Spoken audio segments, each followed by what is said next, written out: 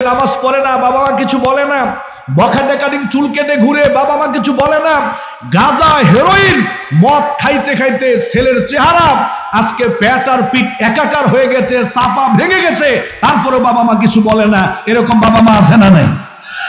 ছেলে নেশা করে, বাবা মা কিছু বলে না।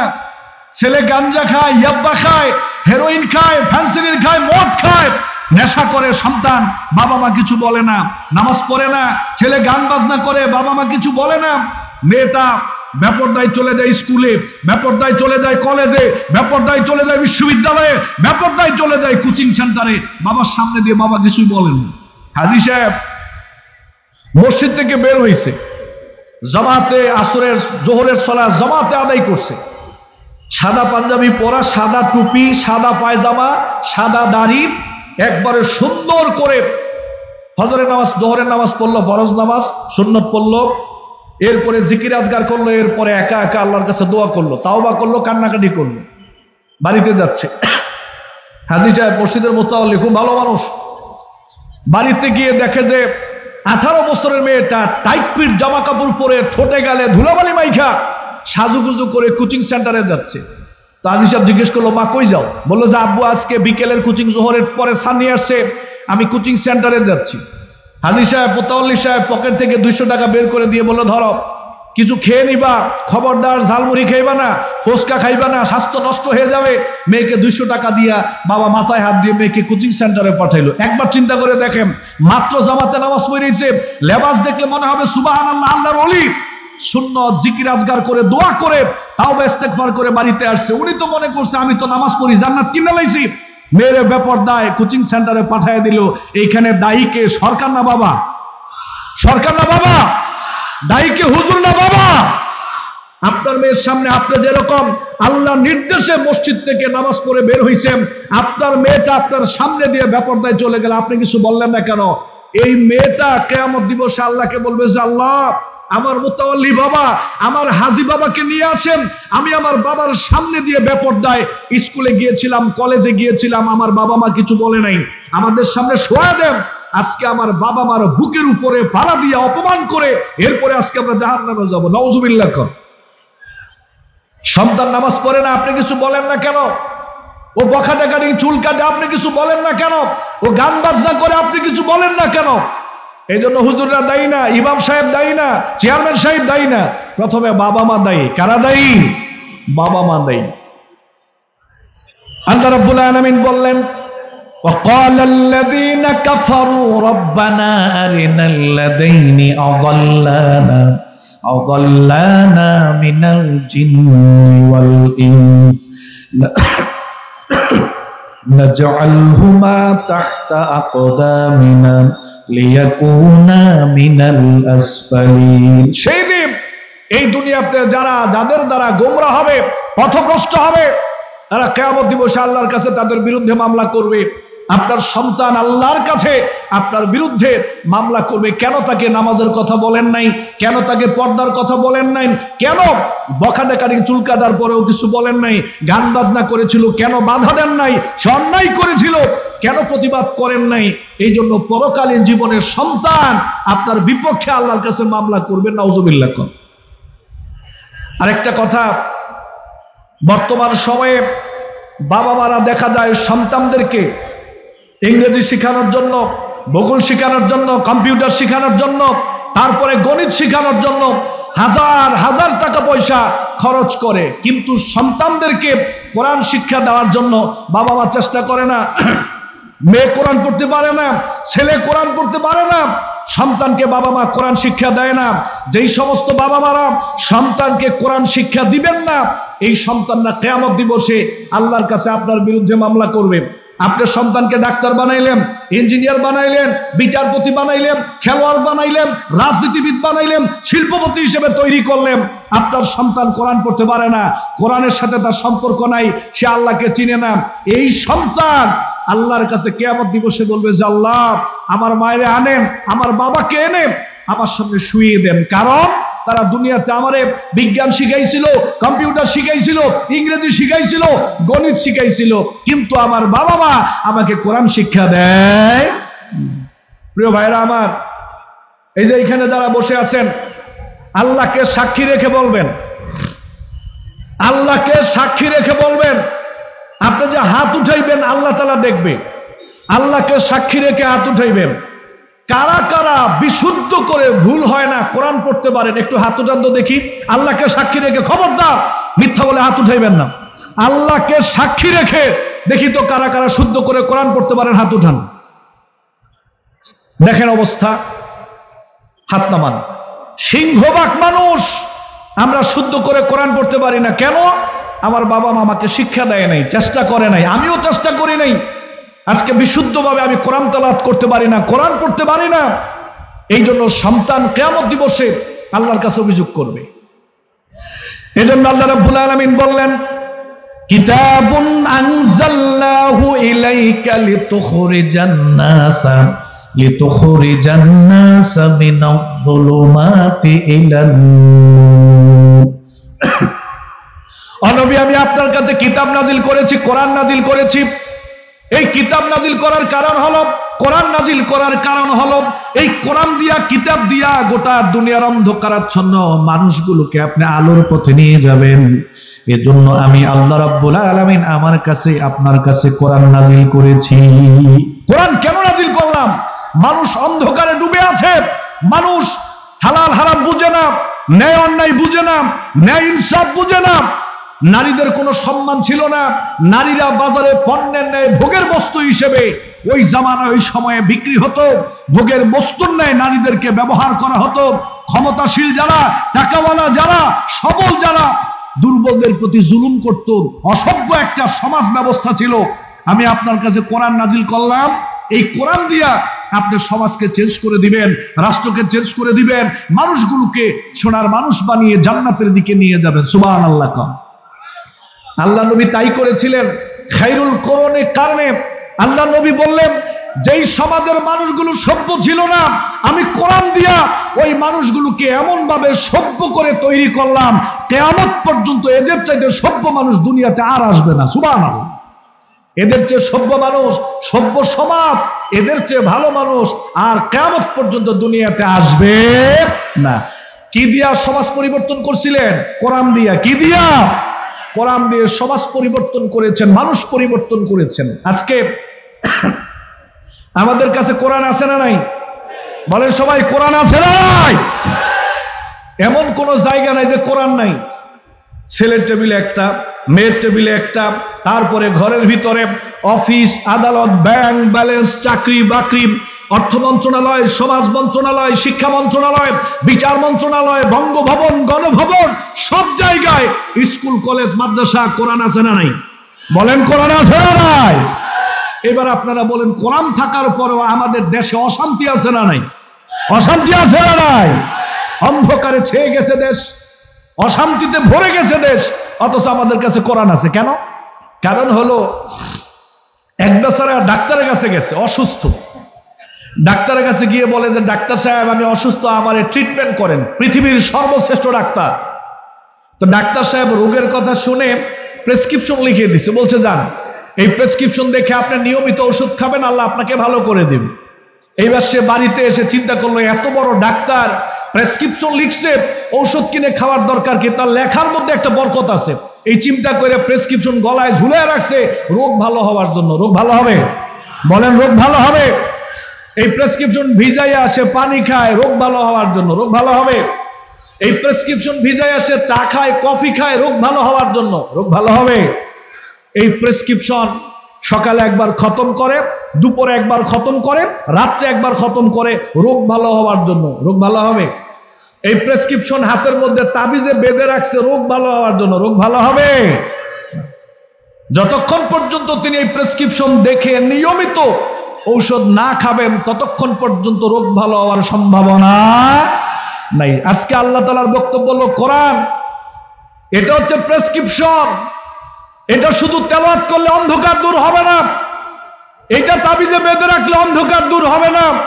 এই কোরআন দিয়ে সমাজ থেকে, রাষ্ট্র থেকে, ব্যক্তি থেকে, পরিবার থেকে অন্ধকার দূর করতে চাইলে আল্লাহ তাআলা ব্যক্তি জীবনের জন্য যে নীতিমালাগুলো দিয়েছেন, ওইগুলা ব্যক্তি জীবনে বাস্তবায়ন করা লাগবে। পারিবারিক জীবনের জন্য যেই নীতিমালাগুলো দিয়েছেন ওইগুলা পারিবারিক জীবনে প্রতিষ্ঠিত করা লাগবে। সামাজিক জীবনের জন্য যেই নীতিমালাগুলো দিয়েছেন ওইগুলো সামাজিক জীবনে প্রতিষ্ঠিত করা লাগবে। রাষ্ট্রীয় জীবনের জন্য যেই নীতিমালাগুলো দিয়েছেন ওইগুলো রাষ্ট্রীয় জীবনে প্রতিষ্ঠিত করতে হবে, এছাড়া দেশের অন্ধকার দূর হবে না। অনেকে বলেন হুজুর আমাদের ঘরে তো কোরআন আছে, আমাদের ঘরে তো কোরআন আছে, থাকলেই হবে না। একটা গল্প বলি, শোনেন, কথা শোনেন। এই গল্পটা আমি সব জায়গায় বলি। আপনাদের এই এলাকার নাম কি? কি নাম? উত্তর রামপুর। উত্তর রামপুরের এক ছেলে আমেরিকাতে গেল। আমেরিকা গিয়ে 10 বছর বিদেশ করলো। 10 বছর পরে মা ফোন করে বলল, তোর বাবা তো চোখে কম দেখে, বাজারে যেতে পারে না, মসজিদে যেতে পারে না, তোর বাবার জন্য একটা টর্চ লাইট কিনে পাঠা।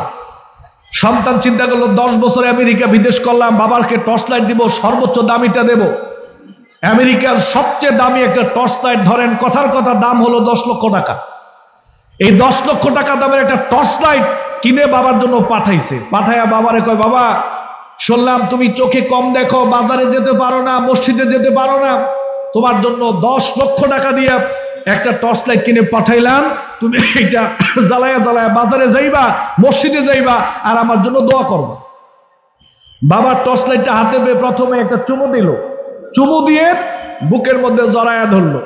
এরপরে টর্চ লাইট নিয়ে সোজা ঘরের ভিতরে আলমারির ভিতরে তালা মেরে রেখে দিল।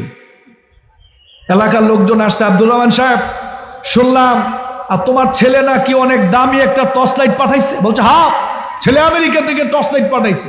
বলছে একটু দাও না দেখি। কয় না না, অনেক দামি লাইট ছেলে আমেরিকা থেকে পাঠাইছে, এটা তোমরা বুঝবা না, এটা ধরা যাবে না, ছোঁয়া যাবে না। কাউরে ধরতে দেয় না, দেখতে দেয় না, ছুঁইতে দেয় না, খালি লাইটের প্রশংসা করে, লাইটের প্রশংসা করে। এবার বাজারে যাবে, বগলের নিচে লাইট। বাজারে ঢুকছে, ঢুকার পরে লোকজন জিজ্ঞেস করলো, আব্দুর রহমান সাহেব শুনলাম ছেলে নাকি অনেক দামি একটা টর্চ লাইট পাঠাইছে। বলছে হ্যাঁ, 10 লক্ষ টাকা দাম, আমেরিকা থেকে পাঠাইছে। তো বললো দাও না একটু দেখি।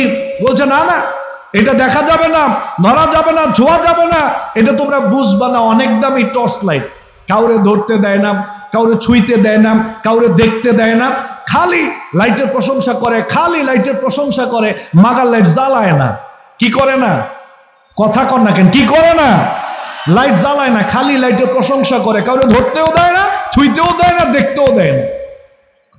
এশার নামাজ পড়ে বাজার থেকে বাড়িতে যাবে। ওই দিন ছিল অন্ধকার, কুয়াশার রাত্রি। যাচ্ছে,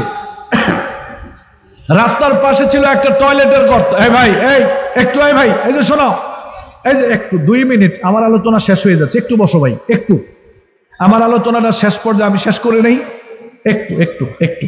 হ্যাঁ শোনেন, ঠিক আছে ঠিক আছে, ওরা থেমে গেছে, ঠিক আছে, ওরা থেমে গেছে। শোনেন, এইবার বাজার থেকে বাড়িতে যাবে, কুয়াশা রাত্রি, চোখে দেখে না। রাস্তার পাশে ছিল একটা টয়লেটের গর্ত। কিসের গর্ত? টয়লেটের গর্ত। উনি লাইট বগলের নিচে ছিল, টয়লেটের গর্তে পড়ে গেছে। রাত্রিবেলায় ছেলেরা খোঁজাখুঁজি করে পায় না। সকালবেলা ইমাম সাহেব ফজরের নামাজ পড়ে যখন বাড়িতে যাবে, দেখে যে আওয়াজ আসতেছে, আমারে বাঁচাও, আমারে বাঁচাও, আমারে উঠাও। চিন্তা করলো আমাদের আব্দুর রহমান সাহেবের কণ্ঠের মতো মনে হয়। গিয়ে দেখে যে হ্যাঁ, এটা আমাদের আব্দুর রহমান সাহেব। সবাই মিলে ধরে উঠাইছে। উঠায়া বাড়িতে এনে গোসল টোসল করায়া, পরিষ্কার পরিচ্ছন্ন কাপড় চোপড় পরায়া, খাওয়ায়া দাওয়ায়া জিজ্ঞেস করলো, টয়লেটের গর্তে আপনি কেমনে পড়লেন? কয় গতকালকে রাত্রে অনেক কুয়াশা ছিল, আমি চোখে দেখি নাই, টয়লেটের গর্ত ছিল, খেয়াল করি নাই, পড়ে গেছি। তো জিজ্ঞেস করলো সাথে কি টর্চ লাইট ছিল না? কয় অনেক দামি লাইট। কি লাইট? অনেক দামি লাইট। লোকজনের কাছে মেজাজ খারাপ হইয়া বলল যে আপনি খালি লাইটের প্রশংসা করেন, লাইটের প্রশংসা করেন, অনেক দামি লাইট থাকার কারণেই তো সন্তান আপনাকে লাইটটা দিছে, শুধু প্রশংসার জন্য দেয় নাই, এটা এর জন্য দিয়েছে, এটা জ্বালাইয়া জ্বালাইয়া অন্ধকার দূর করে, অন্ধকার দূর করে আপনি পথ চলবেন। আজকে আপনার কাছে লাইট থাকার পরে আপনি টয়লেটের গর্তে, কারণ আপনি লাইট জ্বালান নাই। যদি লাইট জ্বালাইতেন টয়লেটের গর্তে পড়ার কথা ছিল।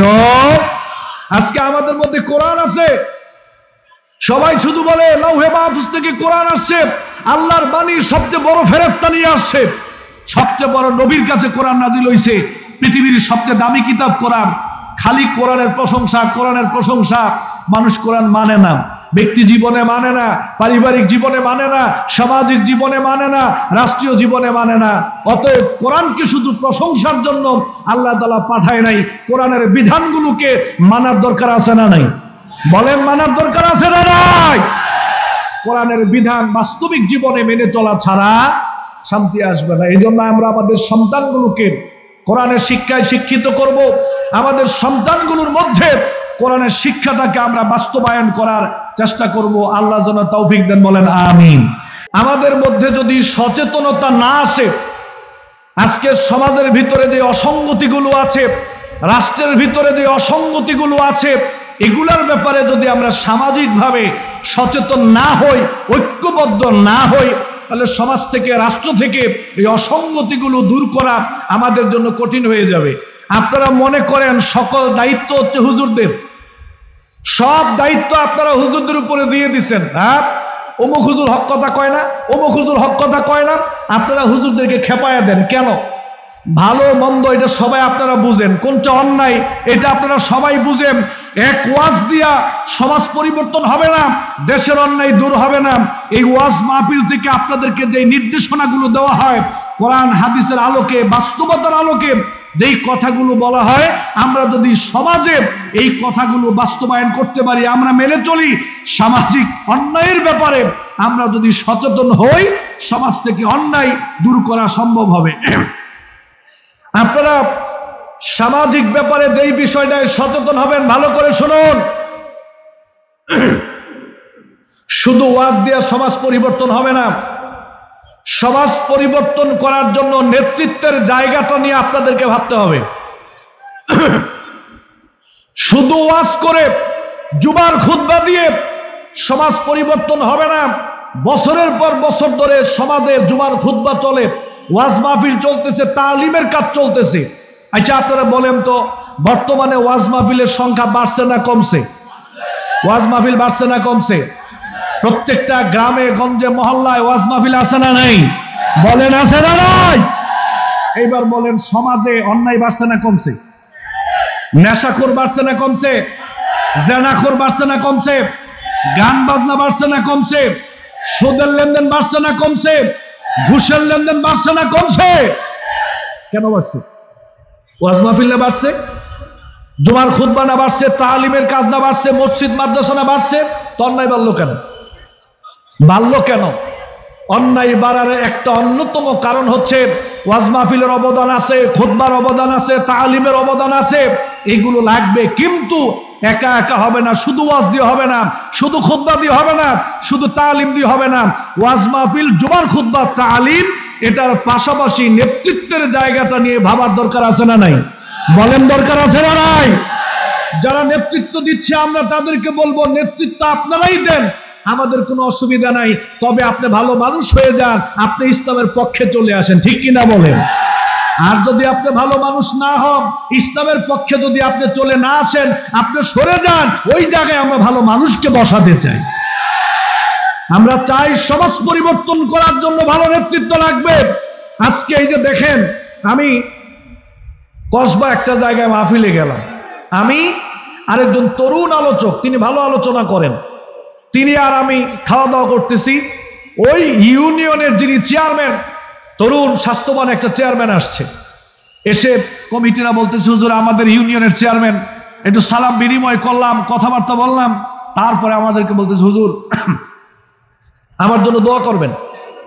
আমি আমার পুরো ইউনিয়নকে নেশামুক্ত করার জন্য, মাদক মুক্ত করার জন্য আমি জীবন দিয়ে সংগ্রাম চালাচ্ছি, হুজুর একটু আমার জন্য দোয়া করবেন। আমি যুবকদেরকে নিয়ে কাজ করছি কিভাবে নেশামুক্ত, মাদক মুক্ত ইউনিয়ন তৈরি করা যায়। আমি অনেক দূর এগিয়ে গিয়েছি আলহামদুলিল্লাহ, হুজুর একটু দোয়া করবেন। আমি চিন্তা করলাম, বর্তমান সময় কি এরকম ভালো চেয়ারম্যান আছে? এত ভালো চেয়ারম্যান তো এই দেশে কমই আছে। প্রাণ ভরে মন থেকে লোকটার জন্য দোয়া করলাম, সালাম বিনিময় করে চলে গেলাম। 3 দিন পর আমি পাশের এলাকা আরেকটা মাহফিলে আমি একা গেলাম। যাওয়ার পরে এই মাহফিলের যুবক যারা ছিল, ওইখানে কথোপকথনের সময় যুবকরা গেল, সালাম বিনিময় করলাম। আমি বললাম যে ভাই আপনারা? বললো হুজুর গত 3 দিন আগে পাশের এলাকায় মাহফিল করছিলেন, চেয়ারম্যানের সাথে কথাবার্তা হয়েছিল, মনে আসেনি? আমি বললাম সুবহানাল্লাহ, মনে আছে মানে? এত ভালো চেয়ারম্যান বাংলাদেশে কমই আছে।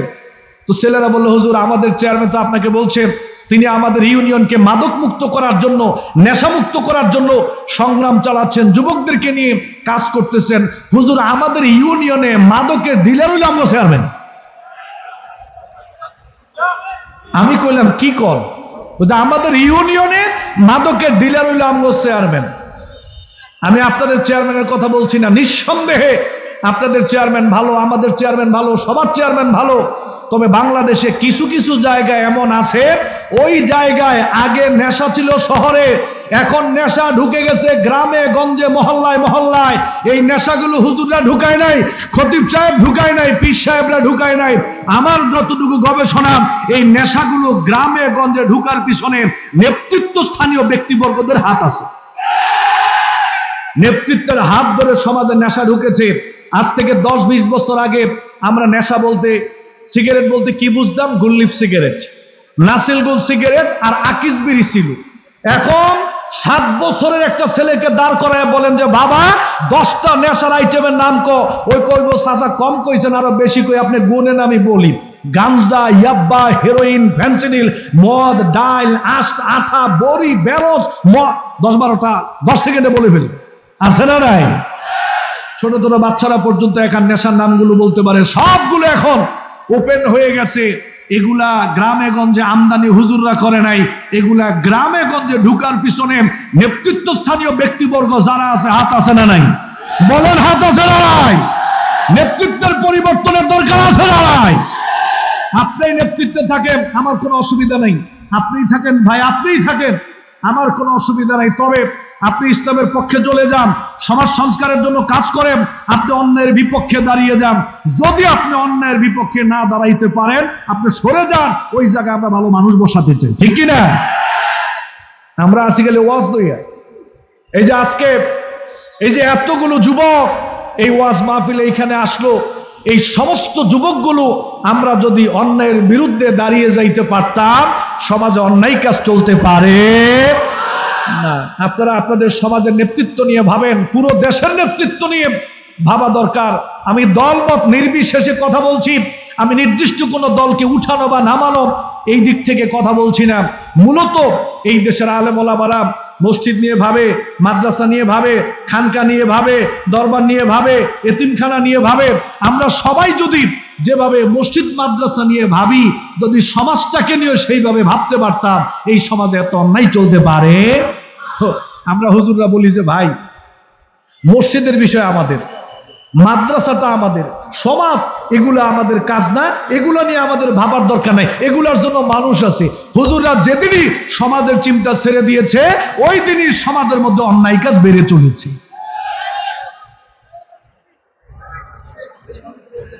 আল্লাহ রাব্বুল আলামিন বললেন, ওয়াত্তাকু ফিতনাতাল লা তুসিবান্নাল্লাযীনা যালামু মিনকুম খাসসা।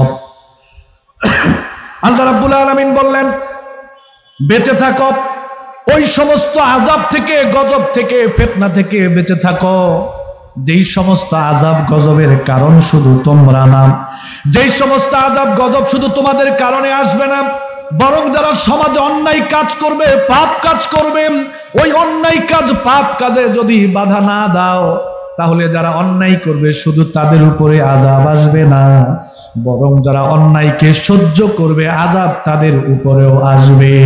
যারা অন্যায় করবে শুধু তাদের উপরে আযাব গজব আসবে।